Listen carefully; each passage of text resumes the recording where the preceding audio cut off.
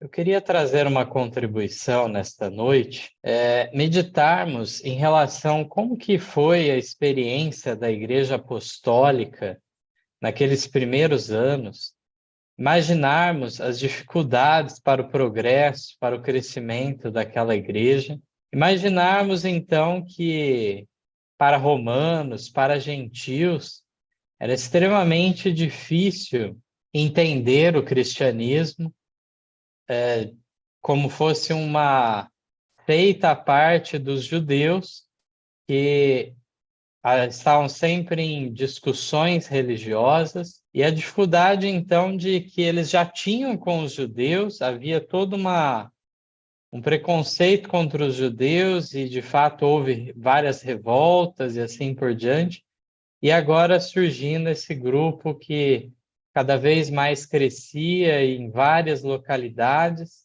com uma mensagem chocante, uma mensagem que realmente chocava a sabedoria dos gregos, era realmente um escândalo mesmo para os judeus. No judaísmo também era muito mal visto ser um nazareno ou um cristão.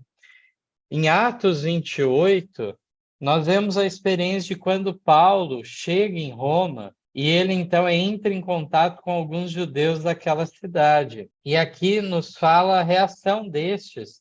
Atos 28, 21 e 22 nos diz: Então eles lhe disseram: Nós não recebemos acerca de ti carta alguma da Judéia, nem veio aqui alguns dos irmãos que nos anunciasse ou dissesse de ti mal algum. No entanto, bem quiséramos ouvir de ti o que sentes, porque quanto a esta seita, notório nos é que em toda parte se fala contra ela. Então, realmente já havia uma má fama, havia muitas calúnias, difamações, várias histórias fantasiosas que eram criadas para criar realmente um entrave das pessoas ouvirem. Mas aqueles judeus estavam dispostos a ouvir a mensagem que Paulo tinha. Mas eu queria destacar um outro aspecto de como eram as reuniões naquela época e como se davam as igrejas naquele momento. Quero compartilhar uma tela com os irmãos acompanharão aí, justamente que nos traz alguns textos bíblicos que nos mostram essa questão. Romanos 16, o verso 5, nos diz então: saudai também a igreja que está em sua casa, saudai a Epêneto, meu amado, que é as primícias da Acaia em Cristo. Nós encontramos aqui, então, a realidade, muitas vezes a igreja estava onde? Na casa dos fiéis. A mesma coisa nós encontramos em 1 Coríntios, no capítulo 16, os versos 19 a 20.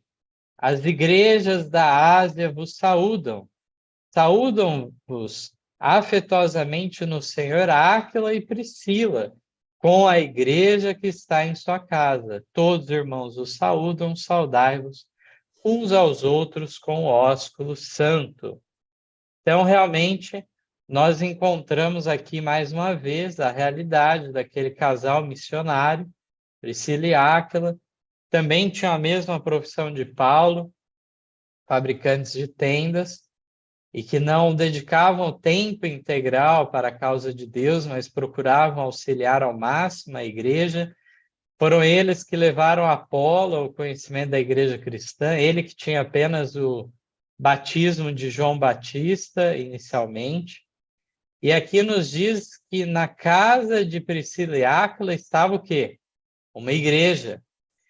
Em Colossenses 4:15, nós encontramos também outra referência: saudai os irmãos que estão em Laodiceia e a Ninfa e a igreja que está em sua casa. Filemão 1:2 também nos diz: e a nossa amada Áfia e a Arquipo, nosso camarada, e a igreja que está em tua casa. Então, todos os textos trazendo aquela realidade. Não havia templos suntuosos, não havia mesmo a condição de um culto público naquele tempo.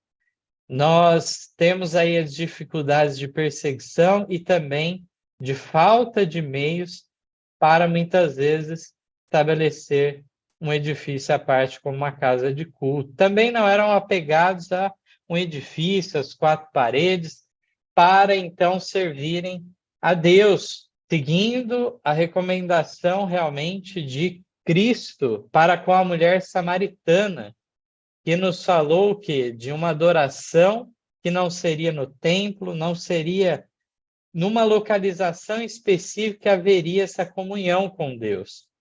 Aquilo era apenas um simbolismo de algo mais profundo e deveria então se buscar uma adoração em espírito e em verdade. Todos aqueles que buscassem essa ligação com o Espírito Santo estariam então em comunhão para com Deus. Temos um texto aqui da Mensageira do Senhor também para ler. Está na meditação Olhando para o Alto, página 309, em outra paginação na 350, que nos fala: Deus tem uma igreja, não é grande catedral, nem é instituição nacional, nem são as várias denominações. Trata-se do povo que ama a Deus e guarda os seus mandamentos. Onde estiverem 2 ou 3 reunidos em meu nome, ali estou no meio deles. Mateus 18, 20. Onde Cristo está mesmo entre uns poucos humildes, eis a igreja de Cristo, pois somente a presença do Santo e Altíssimo que habita a eternidade é que pode constituir uma igreja. Onde estão presentes 2 ou 3 dos que amam e obedecem aos mandamentos de Deus, ali Jesus preside, seja no desolado lugar da terra, no deserto, ou na cidade circundada por muros. Então, realmente, aqui a promessa de Deus não é caso se reunissem no edifício de casa de culto, mas onde estiverem reunidos 2 ou 3, não devem ter o seu culto, sua reunião, sozinhos de maneira individual, mas sim onde estiver 2 ou 3, devem se reunir em nome de Jesus para terem a reunião, ainda que sejam em seus lares, em suas casas. Aqui nos dá essa recomendação e nos é garantida a presença, então, do próprio Deus nessas reuniões. E isso é o que, de fato, constitui uma igreja. Isso nos leva, sim, claro, a um laço de união, não só com aqueles irmãos de fé naquela localidade, mas com todo o corpo da igreja em diversos lugares. Pois a recomendação, como está em Atos Apóstolos, página 28, é que todos os que crerem devem ser congregados numa única igreja, devem participar do mesmo corpo. E assim haviam reuniões gerais também dos apóstolos, reuniões para resolução que fosse colocada em harmonia todas as igrejas locais. Então, nós vemos realmente todos esses elementos. O texto anterior que nós vemos nos lembra, então, da apostasia da igreja, que já se inicia no século III, principalmente na segunda parte, e se consolida, então, no século IV, com a conversão de Constantino, e agora a união da igreja com o Estado, de maneira que um pouco mais tarde, depois de Constantino, chegou o cristianismo a ser a religião oficial do Império Romano. E, na realidade, tudo aquilo fez um grande avanço em número. Anteriormente, então, a esse período, nós podemos analisar que mais ou menos da população do Império Romano, como alguns procuraram criar algumas estatísticas, 1 em cada 10 cidadão romano tinha se convertido ao cristianismo antes desse período de apostasia. A igreja era relevante naquela sociedade, influenciava, ainda que fosse minoritária, ainda que fosse 1 em cada 10. Mas, quando ocorre a apostasia, a união com o Estado, ocorre que 9 em cada 10 cidadãos do Império Romano se tornou cristão, mas apenas nominalmente. E aí nós encontramos essa situação que não é uma instituição nacional ligada a uma nação específica, não é um poder espiritual e temporal. O reino dos céus, ele é de natureza espiritual e tem a sua característica, a Igreja de Deus, que traz então a fé em Jesus e a guarda dos mandamentos. Nós vemos que os edifícios, temos edifícios aí centenários, milenares até mesmo, que testificam então desse avanço de grandes catedrais, mas já num período de apostasia, e acabam então não testificando daquela fé genuína daqueles primeiros cristãos, mas já então através das imagens, das esculturas, da exuberância do luxo, nós encontramos uma religião que perdeu aquela simplicidade anterior. Em nosso tempo, também, muitas vezes, alguns não querem se apegar ao aspecto espiritual, mas sim material. No Testemunhos para a Igreja, volume 6, na página 100, também está no Obreiros Evangélicos 431, nos fala que à medida que as pessoas ficam interessadas na verdade, os pastores de outras igrejas lhes dizem, e essas palavras são ecoadas pelos membros das ditas igrejas: esse povo não tem igreja, e vocês não têm local adequado para o culto. Esse é um grupinho pobre e ignorante.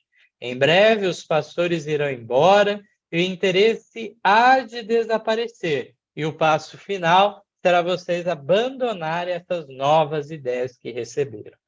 Aqueles que genuinamente estão seguindo o Cordeiro para onde quer que vá, aqueles que estão preocupados com o trabalho intercessório e de julgamento, de juízo investigativo que ora se realiza, um período, então, que devemos estar despertos, não sonolentos.